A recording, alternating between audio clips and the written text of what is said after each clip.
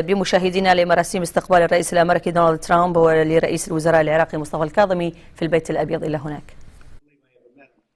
I don't think that should be a privately financed wall. I don't think it's too complex, it's too big.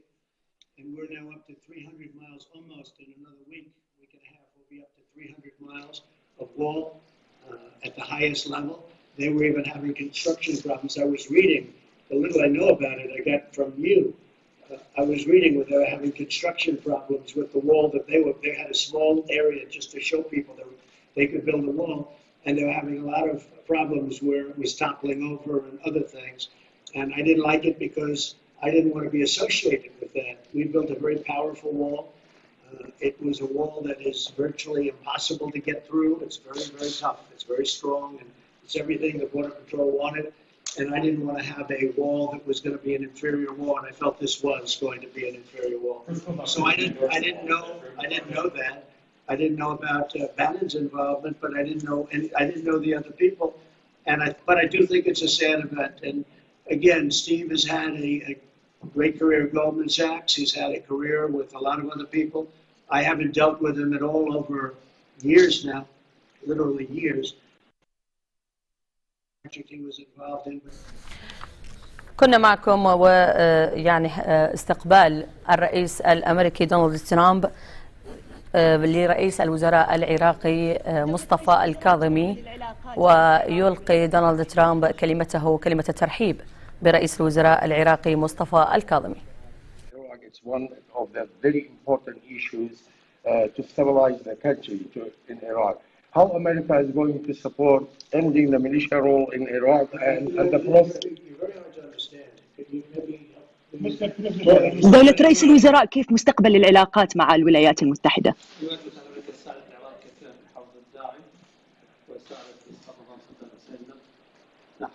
على عمل علاقات مشتركة بين العراق وأمريكا تعتمد على المبدأ الاقتصادي والمصلحة المشتركة من أجل مستقبل أفضل لشعب العراق ومستقبل العراق.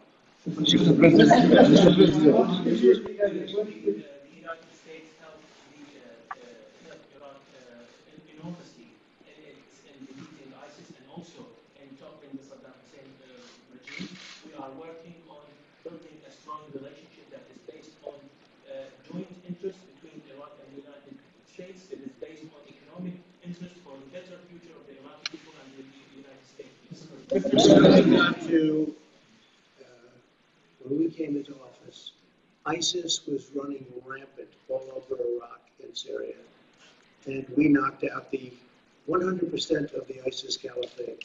But the Obama administration did a very, very poor job. They were running rampant all over, and we came in and we did a real job, and we got rid of that, and that was a good thing. And now we're working with Iraq. They use the great American dollar, which is the most powerful currency in the world, and they're starting to do well, and we are with them. And this gentleman in particular, we've developed a very good relationship, and hopefully it's going to be very strong for your country. Thank you, Mr. President. There have been 32 attacks. There have been 32 attacks in the last 10 months on U.S. interests in Iraq, particularly in the Green Zone and U.S. military bases. How are you going to help Iraq to halt these attacks by pro-Iranian militia and to hold these people accountable? And sir, if I may also, there was some reporting that the U.S. troops will withdraw from Iraq totally in 3 years. Is this true? So at some point, we obviously will be done. We've brought it down to a very, very low level. We deal when there are attacks. We take care of those attacks, and we take care of them very easily. Nobody has the weaponry we have. Nobody has the anything of what we have. We have the finest, the greatest military in the world. When somebody hits us, we hit back harder than they hit us. So we handle it. In addition to that, Iraq has been very helpful where necessary. But we have been taking our troops out of Iraq fairly rapidly, and we look forward to the day when we don't have to be there. And hopefully Iraq can live their own lives and they can defend themselves, which they've been doing long before we got involved. Yes. Mr. President, how do you say the role of the Kurds in Iraq? About the bounties. You say you hit back hard, but we haven't seen any definitive strike back for bounties upon Americans. Well, you don't know about the bounties. I mean, you tell me if you know something, you can let us know, but you obviously don't know very much about it. But if we found out that would be true, if we found that would be a very, it would be a fact. What you just said, we would hit them so hard your head would spin. Go ahead. Mr. President, how do you see the role of the Kurds in Iraq? And how is important relationship between Baghdad and Erbil as well? The Kurds helped us greatly in defeating as you know, the ISIS and getting the ISIS, 100% of the ISIS caliphate. So we have a very good relationship with the Kurds, and we've also treated them very well. Mr. President, yeah. The end of the militia rules in Iraq is very important to stabilize the country. How America can help ending the militia rules, and how can help Iraq in the democracy process? Well, what we're doing is we're helping where we can. But again, that's a country, that's a separate country. They have a prime minister, and they have people in office, and they have to run their country. And we've been in Iraq for a long time. I won't say whether or not I said we should be there, but frankly, I didn't think it was a good idea. But I was a civilian, so who's going to listen to me? But I made my point pretty clear, I guess as clear as a civilian can do it. But we were there, and now we're getting out. We'll be leaving shortly, and the relationship is very good. We're making very big oil deals. Our oil companies are making massive deals, and that's basically the story. I mean, we're very happy with the relationship that we've developed over the last couple of years. I thought before that, frankly, the United States was being taken advantage of, but we're going to be leaving, and hopefully we're going to be leaving a country that can defend itself. Mr.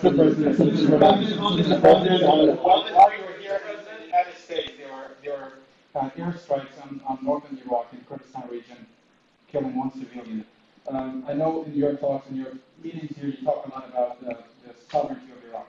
Is that something that you're looking for help from the United States? And Mr. President, if that's something, if Iraq is asking for help in terms of the interference from the neighbors, not just Iraq, but other neighbors where they are attacking northern Iraq? Well, they'll have to make a specific request, but certainly the Prime Minister has my ear.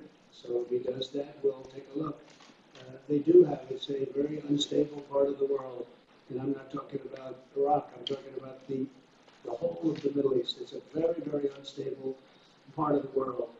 But we're there to help, and because of the relationship, we would certainly be willing to lend you the kind of support that you need. Mr. Trump.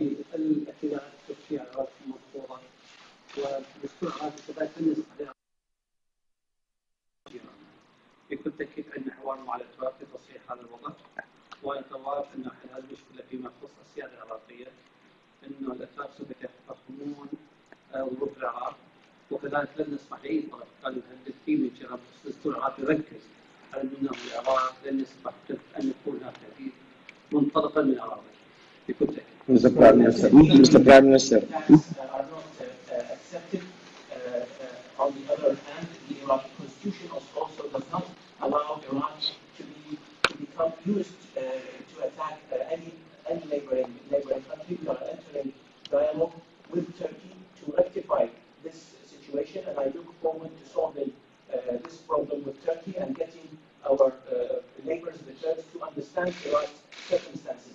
But once again, the Iraqi constitution does not allow Iraqi territory to be used to attack any neighboring country. Mr. Prime Minister. Mr. Prime Minister. The United States, and me in particular, has a very good relationship with Turkey and with President Erdogan, and we'll be talking to him. But we have a very, very good relationship with Turkey and with President Erdogan. Mr. Prime Minister. Follow up on the troops question, sir. Do you have a time frame for the full and complete withdrawal of U.S. troops from Iraq? Mike, what would you say to that?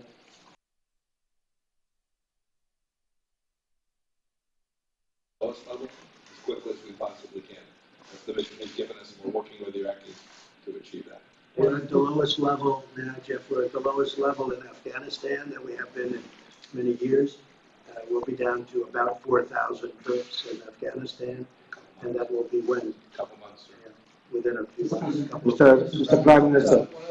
As you know, in Syria, we're down to almost nothing, except we kept the oil. But we'll work out some kind of a deal with the Kurds on that. But we kept the oil, and we left the border. We said Turkey and Syria can take care of their own border. We don't have to do it. And that worked out very well. I remember when I did that, I was scorned by everybody. They said, this is terrible. Well, I did it, it's now 2 years ago, and we did it with Mike Pence, went over and met with the various parties and very successfully, and we removed our troops. Nobody was killed, nobody. And now they protect their own border like they have been for hundreds of years. And we left. But we did keep a small force, and we kept the oil. And we'll make a determination on that oil fairly soon. And just one domestic question, sir. The Manhattan case about your taxes and how rules that you would give to turn over your taxes. Do you have a reaction? Well, the Supreme Court said if it's a fishing expedition, you don't have to do it. And this is a fishing expedition, but more importantly, this is a continuation of the witch hunt, the greatest witch hunt in history. There's never been anything like it, where people want to examine every deal you've ever done to see if they can find that there's a comma out of place. No president has ever had to go through this. The Supreme Court shouldn't have allowed this to happen. But no president has ever had to go through this. But what the Supreme Court did do is say, if it's a fishing expedition, my interpretation is essentially you don't have to do it. So we'll probably end up back in the Supreme Court. But this is just a continuation of the most hideous witch hunt in the history of our country. We beat Mueller. We won at every level in Washington, in D.C. We won at every level. So now what they do, they send it into New York. So now we have an all-Democrat state.